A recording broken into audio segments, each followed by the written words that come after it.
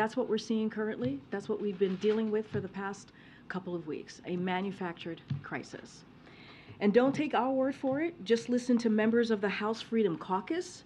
They've been very honest about this and are now openly, they're saying the quiet thing out loud, referring to the full faith and credit of the United States as a hostage. But I do want to be clear here. Averting default is the responsibility of every single member of Congress. Think about what's at stake here. And that's what we've been doing. We've been laying out for weeks, for months, what is at stake. A default would have catastrophic impacts in every single part of this country, whether you're in a red state or in a blue state. It doesn't matter. Every single part of the country. We're talking about millions of jobs lost, devastated retirement accounts, and a recession. We've also heard some House Republicans refer to preventing default as the only concession they are willing to make. But preventing a catastrophic default is not a concession, it's their job, period.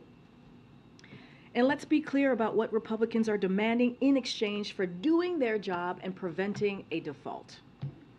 Earlier this year, they put forward an extreme package of devastating cuts that would slash support for education, law enforcement, food assistance. The list goes on and on and on and on. By what now would be about 30%. That is not at all what the American people want. That is not what they deserve. That is not what they're asking for. And the president has made clear, he's made this very clear that that is not happening on his watch. House Republicans have said we need to make these cuts in the name of fiscal responsibility and deficit reduction. But that's not what this is about. That's never been what this is about for them. Because even as they fight to gut investments in hardworking families, they want to turn around and protect tax breaks skewed to the wealthy and corporations. And guess what? Just last week, the Nonpartisan Congressional Budget Office said those tax cuts would add $3.5 trillion to the debt over the next decade. And don't forget this. It was under President Trump, the last president, not President Biden, that America's debt increased by 40%. Again, by 40% under the last president. During President Biden's first 2 years in office, he cut the deficit by $1.7 trillion. Now, folks, that's a record. And in March, he released a plan that would reduce the deficit by another nearly $3 trillion over 10 years. Not by slashing programs hardworking families can count on, but by cutting wasteful spending on special interest and by asking the wealthy and big corporations to begin paying their fair share, including closing loopholes.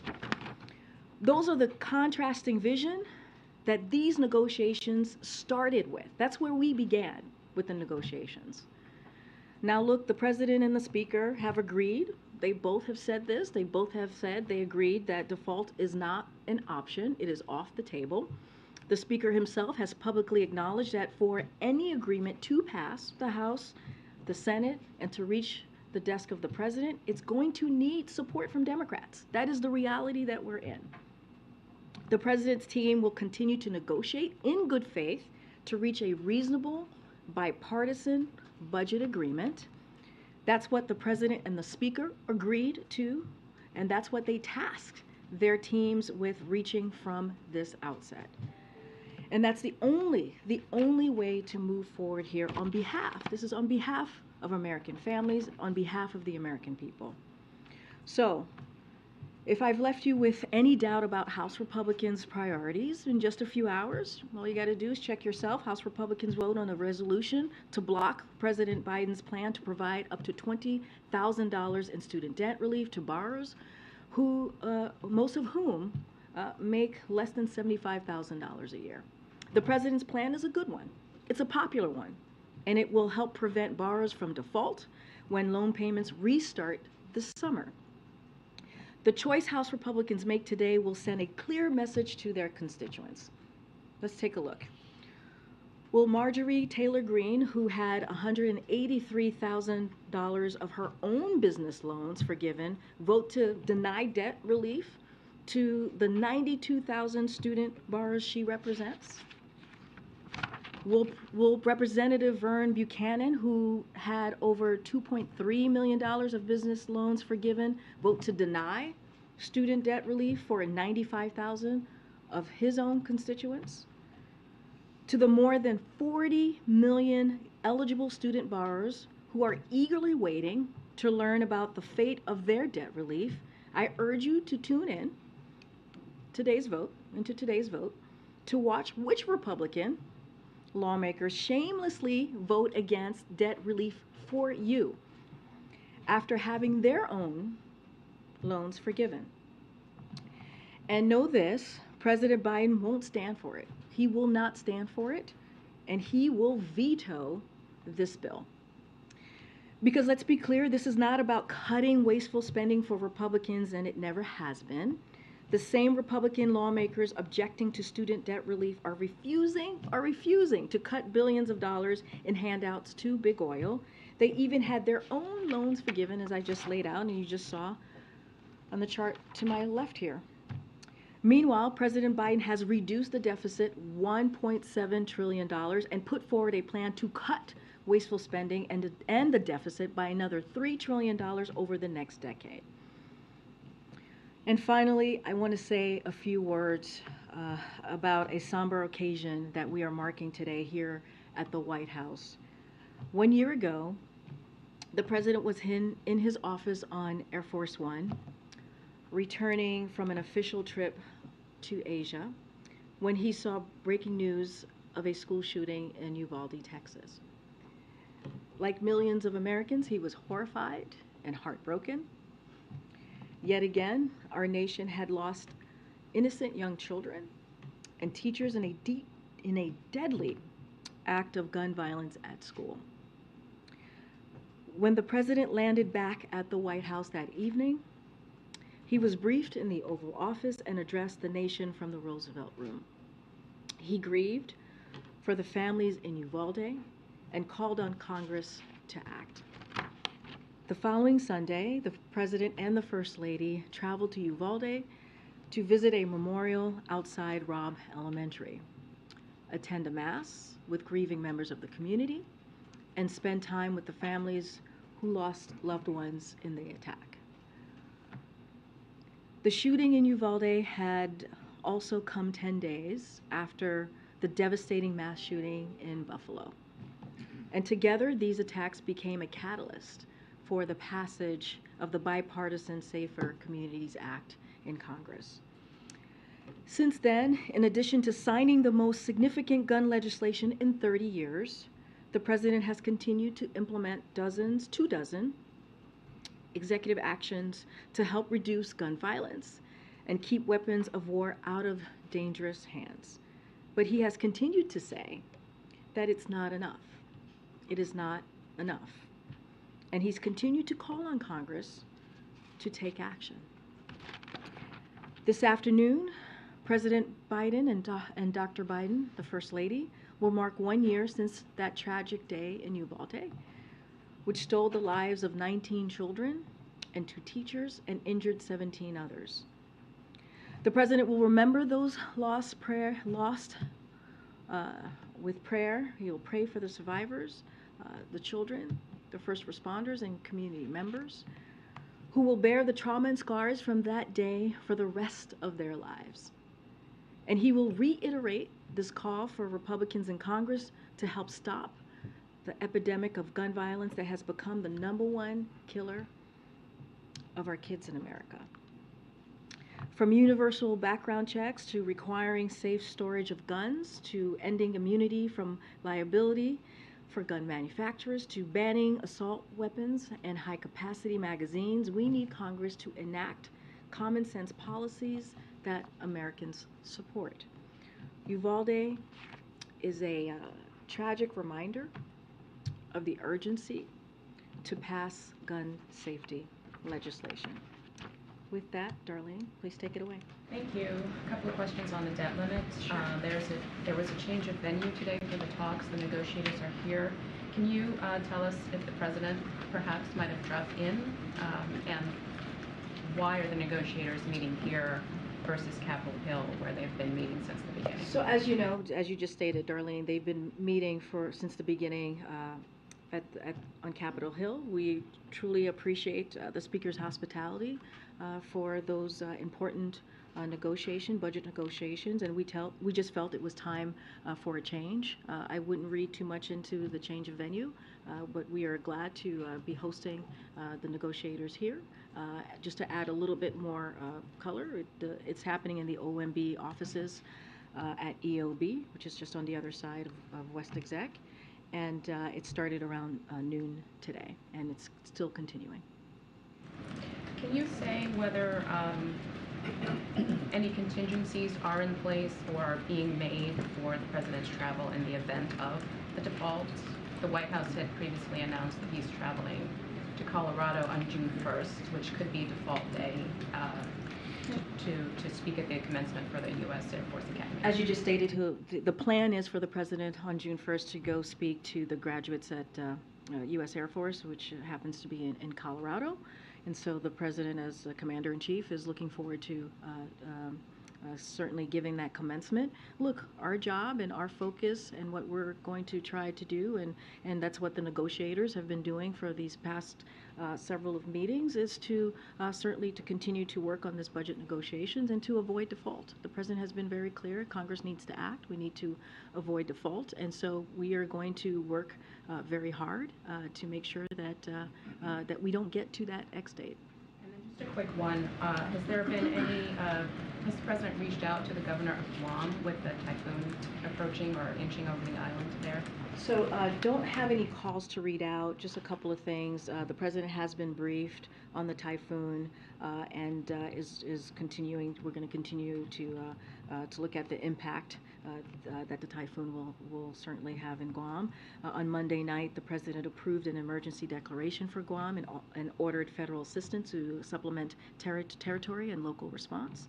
Federal agencies, including FEMA, Coast Guard, U.S. Army Corps of Engineers, and the National Guard, have been deployed and are coordinating response effort. The White House is in close contact with the government of Guam and has offered as much support as needed to respond to this tragic major storm. Thank you, Karine. Can you help Americans understand what will practically happen on X day? There will still be money left. What is the rate of the cash flow, and where will the money be prioritized?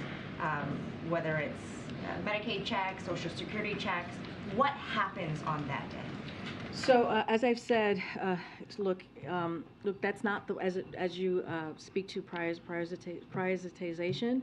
That is not the plan. It is a recipe for economic catastrophe. It would throw the economy into chaos. So just want to be really clear about this. The Secretary of Treasury said and has said this as well, that prioritization is effectively a default. Stephen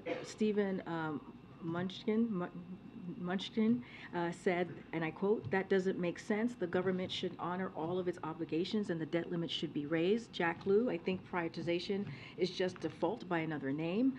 Timothy Geithner, prioritization is unworkable, harmful, and the world would recognize it as a first ever failure by the United States to meet its commitment. The only way to avoid this kind of economic disaster is for Congress to do its job. It's for Congress to act, to prevent default, and that's going to be our focus at this time. And I hear that, but I think a lot of Americans don't understand what's going to happen practically. Can you help us understand that? So look, here's the thing. This is why we have said would be catastrophic to our economy if there is a default. We've been very clear. We've laid out what could potentially happen. Remember, this would be our first ever default. If it were to happen, we're going to do everything that we can to avoid this. That's why we've been asking for Congress to act. But a couple of things that this would lead to. It would wipe out millions of jobs, up to 8 million jobs. It would trigger a recession.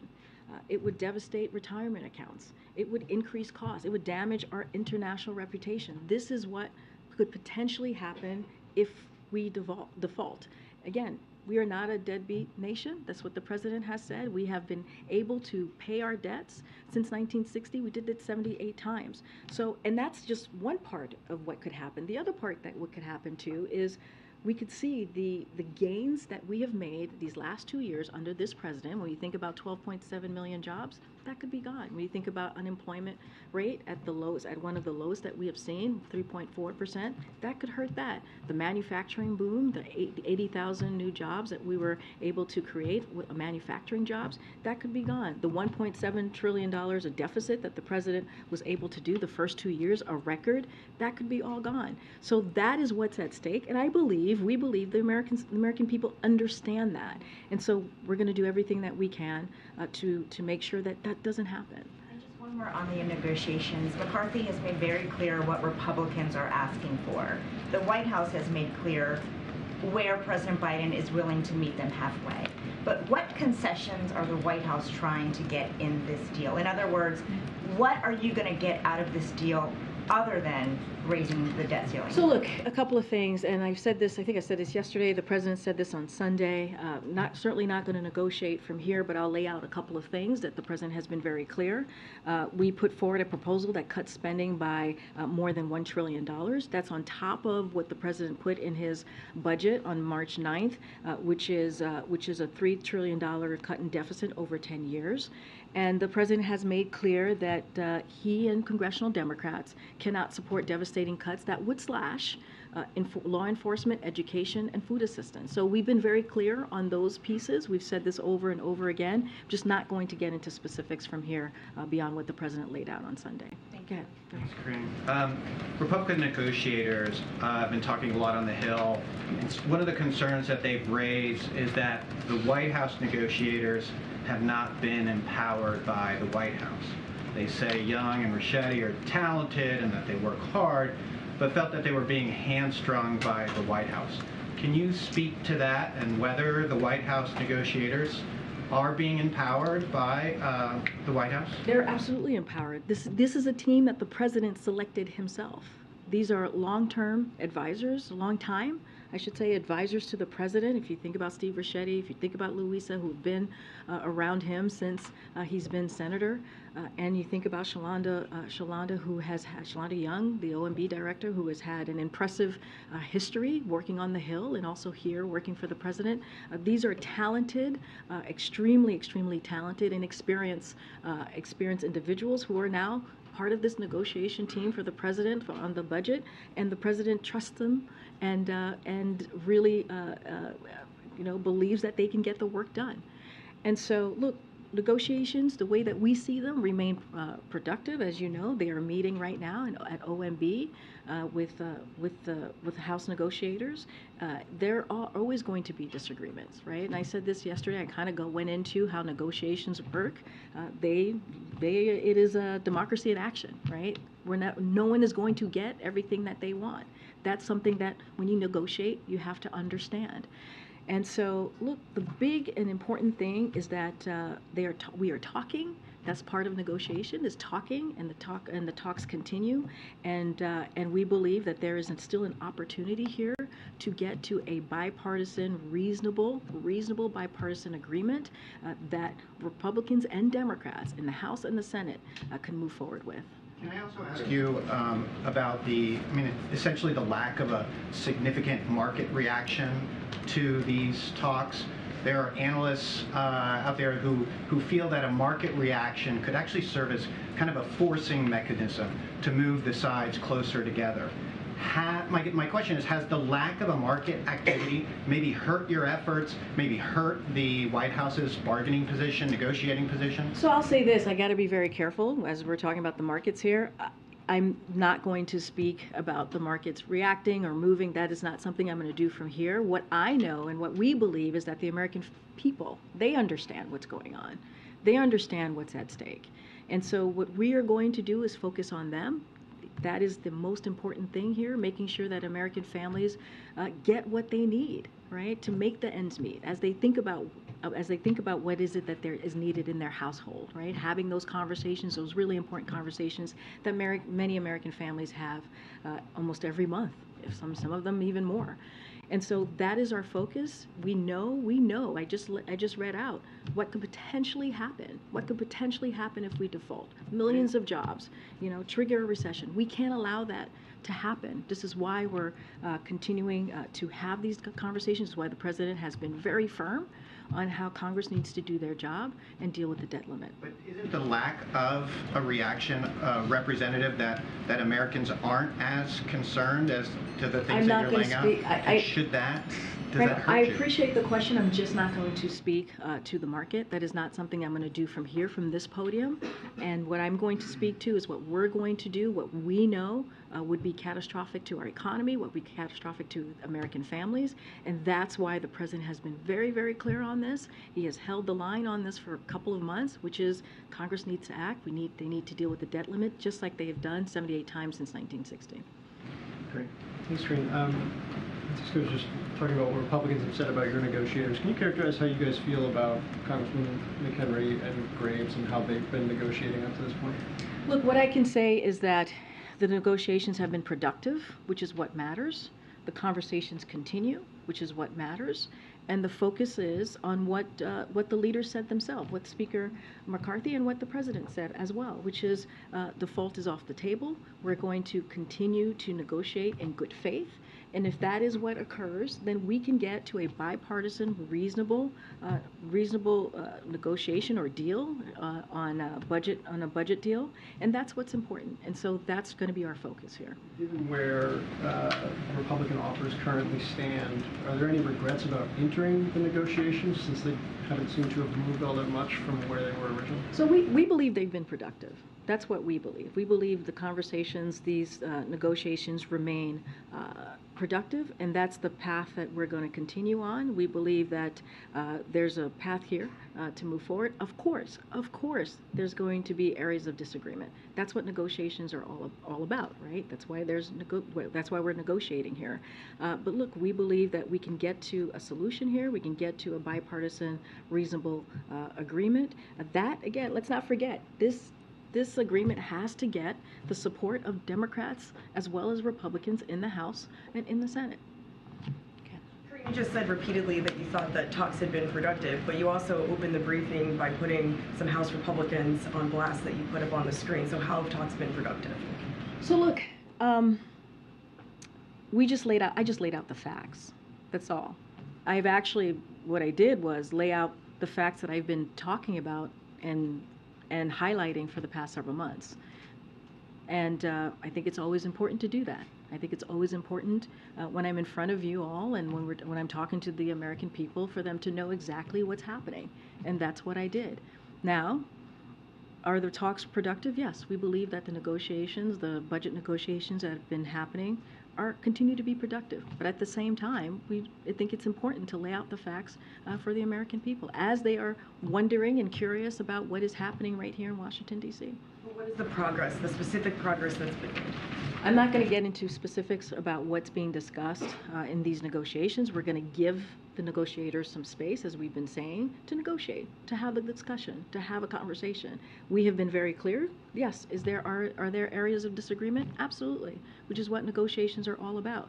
We're moving in good faith, having those conversations in good faith, and we believe it's a path forward to get to, again, that bipartisan, reasonable budget agreement, because that is what is needed for it to actually move out of the House and move out of the Senate into to the desk of the president. And then lastly, on that point, June 1st, just around the corner, does the White House believe that it will have the money to keep paying the United States' bills beyond June 1st?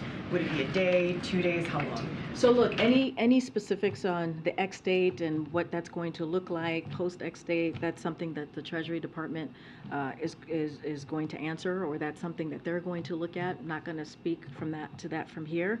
What I can tell you is our focus is to avoid that. Our focus is to give the negotiators some space to continue to have this conversation, to continue to come to an agreement that is bipartisan, that can get out of the House, get out of the Senate, and get to the president's desk so he can sign it. And that's going to be our focus right now. Go ahead. Over the past day or so, it seems like there's been some really tough talk from officials about Speaker McCarthy basically saying he's talking out of both sides of his mouth. accusing him of, in public, claiming he's willing to negotiate, and in private, rejecting any compromise. Does the president believe he's dealing with someone who is negotiating in good faith? The president believes that negotiations are actually remaining productive, and that's what's important. The conversations that are happening with his team, right? This is a team when it comes to who we're dealing with on the other side of Pennsylvania, right? The group of House negotiators. That is Speaker McCarthy's team, and so they remain to be productive. We believe that if they continue to work in good faith and recognize that neither side is going to get what they want, we can get this done. We can get this done. Is negotiating in good faith. That's been our experience as we're dealing with their negotiators, and that's what we're saying. If it keeps going in good faith, then we can get to an agreement here that is bipartisan and that will get out of the House and get out of the Senate. If necessary, is the president willing to sign a temporary extension of the debt limit in order to get this deal done? Look, just not going to get into any short-term or temporary pieces of legislation. What we're trying to get to is something that has been done 78 times since 1960, is raise the debt limit. That's something that Congress has done. You know, we're talking about, when you're talking about what's happening with this manufactured crisis, this would be the first time that we could potentially default. And we should not be doing that. This is not something that this nation is known for. You heard the president say over and over again, we are not a deadbeat nation. Look, we're going to let the negotiators do their job, continue to have the conversation, and we believe that there's a path forward. So it's not taking a temporary extension off the table? I'm just saying that that's not the conversation that we're focused on. The conversation that we're focused on is dealing with a budget negotiation that is bipartisan and that is reasonable. That's what's important right now, and continuing to call on Congress to raise the debt limit or to do their job. Simple. Go ahead. Karine, on the debt ceiling, is there a Shocking. drop dead? I mean, right? Is there a drop dead date where, you know, after which it becomes impossible to enact the legislation that's necessary? You know, so do you have to have a deal tonight, tomorrow? You know, is Friday enough time to get to that potential X date? No, I get this. I get the question. Look, our country has never defaulted on its debt, and it will never. It never will, and that's kind of our focus, right? We've never done this, and we will never do. This will never happen, right? That's the way we see this, you know, that's going to be our focus. That's the answer that I have for you on that piece. Can you say a word about contingency planning in terms of, you know, special measures? The Treasury has taken extraordinary measures. There are additional novel approaches that have been described by various think tanks or economists or experts. Would the president prefer some, you know, extra or additional extraordinary measures to having to invoke the 14th Amendment? So, as it relates to the 14th Amendment, the president has been very clear. That is just not the answer here. The answer here is for Congress to do its job, like they did 78 times since 1960. That's the answer. As it relates to the X date itself, that's something that the Treasury Department will do. That's clearly on their watch. That is something that they will focus on. And so I'm just going to leave it to the Secretary. I believe she did an interview earlier this morning. And so I would refer you to the Treasury Department on this particular question. Quickly on Amanda Gorman's program being banned in Florida elementary school. Do you have a comment on that move? Sure. So look, the president was proud to have Miss Gorman, the youngest inaugural poet, speak at his inauguration, as you all know, just a little over 2 years ago. As Miss Gorman said herself, the poem, "The Hill We Climb," was written so that all young people would see themselves in a historical moment. And the president and his administration certainly stand with her, as he was, again, very proud to have her at his inauguration. Banning books is censorship, period. That's what that is. When you ban a book, you are censoring. It limits American freedom, Americans' freedom, and we should all stand against that type of act when it comes to banning of books. Okay. Yesterday, you said that everyone is working in good faith, and you said on today's briefing that the House Speaker is working in good faith. You spoke to the hostage taking and saying the fight part out loud now. Do you think that other congressional Republicans are working in good faith? And what do you say to congressional Democrats who feel cut out of the process and feel like Republicans have taken control of the narrative? So look, I can't speak to other Republicans. They can speak for themselves. You can see their quotes and what they have said, and you've all have been certainly reporting that. So I'll leave their words. Let their words speak for themselves. I'll leave that there. Look, as it relates to other Democrats, look, the president is fighting to protect clean energy manufacturing. He's fighting to protect student debt relief and to lower costs for prescription drugs and to save the government money. That is what he is fighting for. He's fighting against proposals that take away people's health care and push people into poverty. And so the president has been very clear on that. He'll continue to do that. But it is important to have these types of budget negotiations. It is important in those budget negotiations to, again, make sure that we have a bipartisan, reasonable budget agreement that both Democrats and Republicans can support in the House and in the Senate. And so that's going to be the president's focus. And on the U-Haul truck, you said yesterday that the president had been briefed on that. Has the president been briefed since, or has the White House learned any more about the suspect's alleged interest in Nazis and Hitler? So look, I don't have anything more to share. The president certainly has been kept up to date.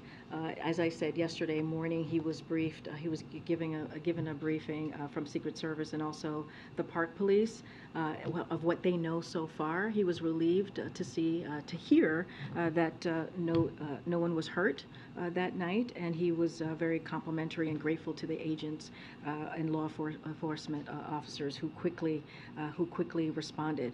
And so anything else, any details or information about the particular individual, I would have to refer you to the U.S. Secret Service. I just don't have anything in more details to share. Go ahead, Karen. Thanks. Speaker McCarthy continues to criticize the president for not meeting with him for 97 days to talk about these issues. Given how close we are to this June 1st deadline with no deal at this point, does the president have any regret for not engaging with McCarthy over that time? We've been very clear, Karen. I appreciate the question, and I know what the speaker has been saying, but we've also been very clear for the past several months of where we are and what's at stake and how important it is for Congress to do their job, their constitutional duty. We've been very clear for months and months. And look, the president put his budget out on March 9th. He laid out in a very clear way on how he sees his values, right? We talked about values here in the president's quote about that, and how he sees the economy moving forward to help the American people. We put that out on March 9th. For not just Americans to see, but for certainly for House Republicans in Congress to see. And so they put out their budget or passed their budget on April 26th. And, a few days after that, the president started the budget negotiations. And that's what he laid out. That's what he said he was going to do, put out his budget, asked the House Republicans to put their budget. They didn't pass it until April 26th. After that, we started the budget negotiations. And so, again, been very clear about this. And at the same time, holding the line and saying how important it is for Congress to do their jobs, to do their constitutional duty. Will the president commit to staying in D.C. until they reach an agreement, or will he travel over the holiday weekend? So look, the president will be wherever he needs to be to secure reasonable bipartisan deal to prevent the economic catastrophe that Republicans are threatening, this manufactured crisis. And so that is what he's going to do. He'll do that wherever he needs to be. I'll note a couple of things on his schedule so you all are aware. I think you all are tracking this. He will be participating in a wreath-laying ceremony and delivering the Memorial Day address at Arlington National Cemetery. That's what he'll be doing on Monday, on Memorial Day. As always, he will receive regular updates from his staff and keep in touch with members of Congress. And he is president wherever he needs to be, and that's what you're going to see from this president. Do you have any comment on the Federal Trade Commission investigating whether baby formula makers colluded on bids for state contracts? Is there any concern about the stability of the formula market? So I don't have any comment to make at this time, so I'll just leave that there. Okay, Peter.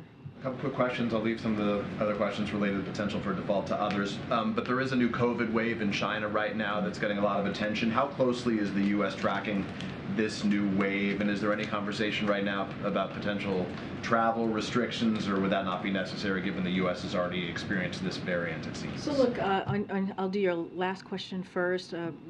There's no changes of travel that I will be announcing from here. Don't have any conversations to speak of at this time. Of course, we're always monitoring.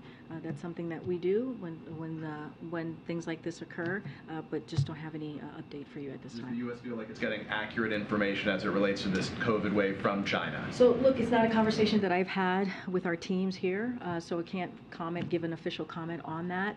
But certainly this is something that we continue to monitor. I just don't have anything to preview or to announce at this time. And within the last hour, we learned that Tina Turner passed away. She was 83. I didn't, clearly a surprise to you. I didn't know if the White House had any heads up or if the president had any comment, but I'll give you time to form that. Look, that is the first time I'm hearing that. That is incredibly sad news. Tina Turner was an icon. A music icon who had many stages and many amazing moments in her career. Very sad to hear the news. I was a huge fan of Tina Turner. As you can see from my reaction, that is the first that I'm hearing of it. And it is a massive loss to the communities that loved her, and certainly to the music industry. And her music will continue to live on. Very sad news. Our hearts go out to her family and her friends on their loss. Okay, I'll go to the back. Go ahead, Ed. Thanks, Karine. So on the debt ceiling, you used words like catastrophic and devastating today, but the president, again, is going to Camp David this weekend and then going to Delaware. If the situation is so dire, then why is the president? Well, I already answered that question. So you have another one? But more specific. I literally just answered that question. He came back from Japan. Go ahead. Go ahead. Yeah. Go ahead. No. Any other questions? No, that's it. Okay, great. So keep going. Go ahead, sir. When's the last time that, has the president and the speaker spoken since Monday? And if not, when are they expected to maybe speak and engage one-on-one again? So I don't have any conversation to preview at this time. Look, the president and the speaker will speak when the time is right, when the time is necessary to do that. We are giving, I've said this moments ago, we're going to give the negotiators some time to have a conversation, to continue to negotiate. We believe the talks are moving in a productive way, and so I'll leave it there. What is that time look? I mean, is there sort of a specific sort of There's narrowing that has to happen before the two? There's no timeline to throw at you or to lay out to you. I'm just saying that it's been productive. They're here meeting right now. They started around noon today. We are hosting, as you know, the negotiations today at the EOB, at the office of, at the OMB offices, and so we'll leave it there. Continue to give them the space. Go ahead, Owen, way in the back. Karine, thank you. Good afternoon. Two separate questions for you. One on Senator Tuberville. If he continues to prevent or hold up Pentagon promotions, he says the DOD's new abortion policy is illegal. And he says taxpayer dollars should not be funding abortions. And he's got a lot of support. There's a petition going around right now supporting his stance. What does the White House say to Americans who agree with Senator Tuberville? I'll say this. I'll speak to this. Senator Tuberville he's threatening, right, our national security with his political gamesmanship. That's what we're seeing from the senator. And risking our military readiness by depriving armed forces of leadership and harming military families. That is what's currently happening. That is what the senator is threatening here. So we urge him to drop his holds on that he has currently on DOD nominees immediately, and that's what you'll hear from us. And a separate story here, and this is one that's really caught the eye of a lot of Catholics and Christians, and frankly they're hurt by this. The LA Dodgers are honoring a group called the Sisters of Perpetual Indulgence during a Pride Night game next month. The Archdiocese of LA, Catholic leaders there, say the group mocks the Catholic faith and women religious who serve the poor and sick, and is asking all Catholics to stand against bigotry and hate in any form. The president is Catholic, we all know. What is his reaction to this story, please? Look, I appreciate the question, Owen. I'm just not going to get into the middle of who a sports team is going to honor or should not honor. That's just not something that I'm going to get in the middle of. The president has made it, it's very important to him, religious freedom. He's issued statements on it in the past saying all people of all religions should be treated with equal dignity and respect. I know what you just said there. You kind of want to stay out of it, but isn't this a prime example of something like that? I'm just not going to get in the middle of who a sports team decides to honor or not honor. That is just not going to get in the middle of that. But appreciate the question. Go ahead, Jackie. One off topic first. What do you all make of Hillary Clinton defending Dianne Feinstein over questions about her age, but not defending President Biden for the same questions about his age? So I have not heard these comments, so I can't speak to it. Okay. Moving on. CNN poll shows 60% of Americans are looking for or would support cuts to spending along with raising the debt limit. Have you seen that polling, and what do you make of that?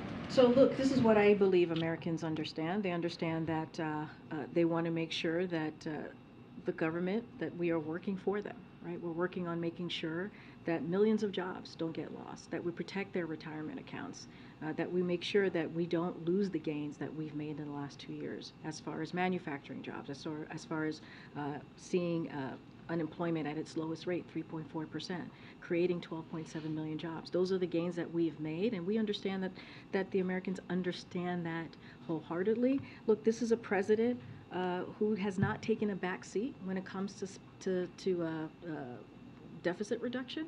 $1.7 trillion that he's been able to cut the deficit by in the first 2 years. That is a historic record. You put that on top of the $3 trillion over the last 10 years in that budget that he put out on March 9th.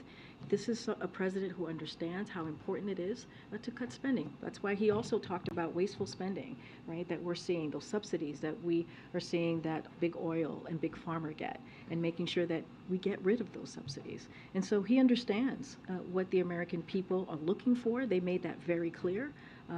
They've made that very clear in the last election, and so that's what the president's going to continue to focus on. Treasury started reaching out to federal agencies to see if they can slide any payments in early June, which would effectively allow Treasury Secretary to push back the X date by more time. Has the White House at all been coordinating with Treasury on that? Is that something that the White House want to see, that date moved? We're not coordinating with the Treasury Department. That is for their decision to make. And then last one. Kevin McCarthy's had dozens of gaggles and press conferences about this.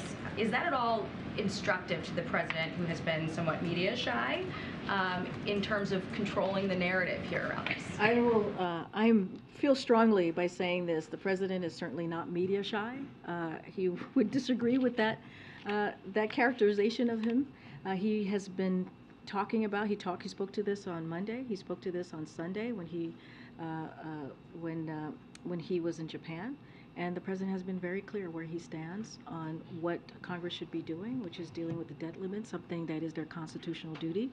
He's been very clear by speaking through his budget that he put out on March 9th on what he sees the value of this country, how he sees moving forward with the economy, an economy that he helped put back on his feet by the successes that we have seen as far as 12.7 million jobs, low unemployment rate at 3.4%, manufacturing boom, and that's all happened under this president because of the economic policy that he's had. Folks, I will see you tomorrow. Thank you so much. Thank you.